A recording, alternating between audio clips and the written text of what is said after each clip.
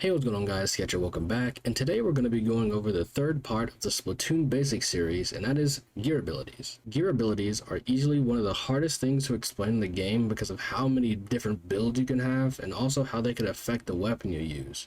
To start off, gear abilities are a system put into the game that let you change and manipulate the stats that you put on your character. Each piece of gear has 4 slots, 1 main slot and 3 sub-slots.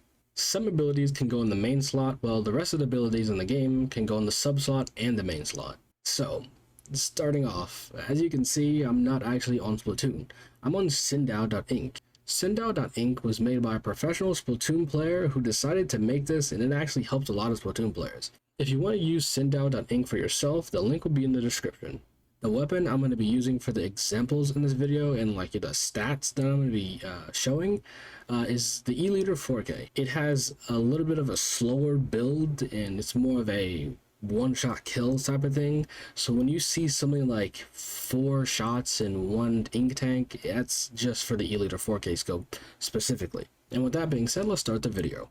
The first ability we're going to be going over right now is Opening Gambit. In the in-game description, Opening Gambit is supposed to boost your movement speed for the first 30 seconds of battle. But that's not all it does. As you can see here, it actually makes you take less damage from enemy ink when you're standing in it. It takes way more frame for the ink to actually start dealing damage to you and stuff like that. And here are all the stats here. The blue bar is your default stats without having anything on your character.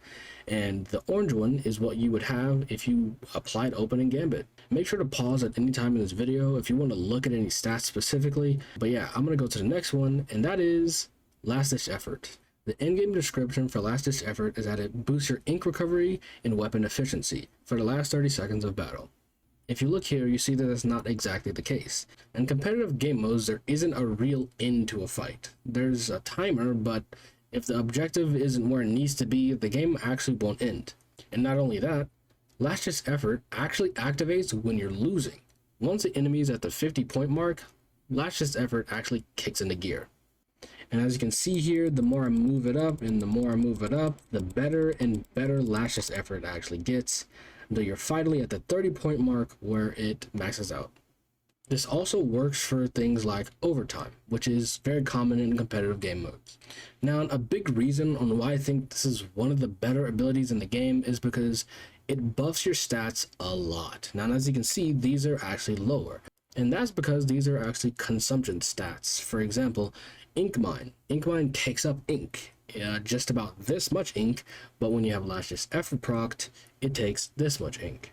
And it even gives you a percentage of how much of the ink tank it takes up. The next thing up is Tenacity. The in-game description says that it starts to boost your special charge rate when you have less and less teammates alive. This ability doesn't actually give you a stat change. It's the only ability in the game that just gives you points. The next one up is Comeback.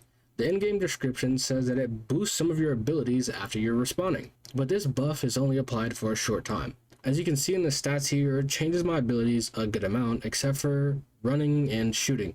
For the E-Leader specifically, this won't actually change very much because this weapon is a charge weapon and it's a slow charge weapon at that, so when I'm shooting, things aren't really going to change much here.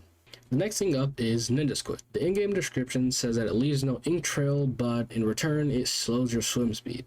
And this is a bit of a weird situation. As you can see on here, it doesn't actually say that it changes any swim speed stat, but it actually does. As you can see here, the swim speed is actually 1.56 units per frame instead of 1.73 units per frame.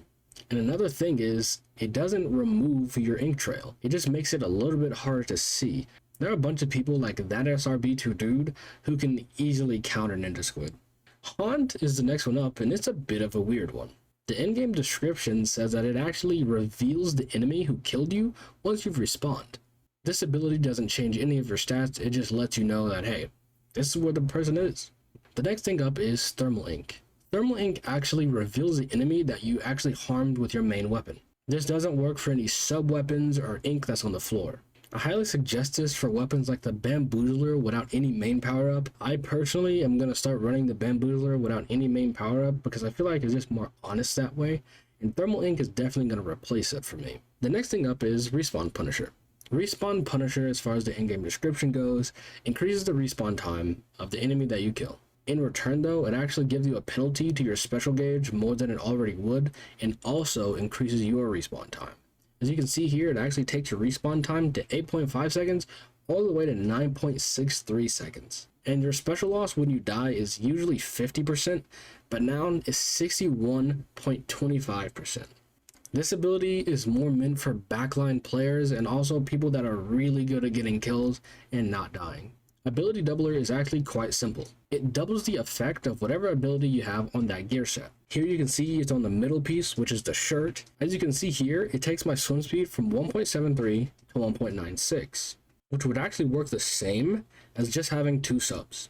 So the next ability is Stealth Jump. The in-game description for Stealth Jump is that it hides your landing point from distant players. This ability doesn't change any of your stats. The next one is Object Shredder. The in-game description for Object Shredder is that it makes you do more damage to non-player targets. Some examples for non-player targets are things like beacons, the Rainmaker bubble, or just normal bubbles from the Bubbler special. The next ability is Drop Roller. The in-game description for Drop Roller is that if you hold a direction while you're jumping from either spawn or to another player, you actually roll when you hit the ground. Once you hit the ground with Drop Roller, you actually get a few little stat buffs. This is another point where you would screenshot if you want to keep any of these stats. And that is the end of the video.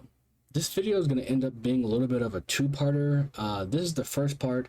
Next week, I'm going to do the second part, and I'm going to try to see where we're going from there, because this video is getting a little long. It seems like you guys prefer the shorter videos, so I'm going to try to keep this one as short as possible.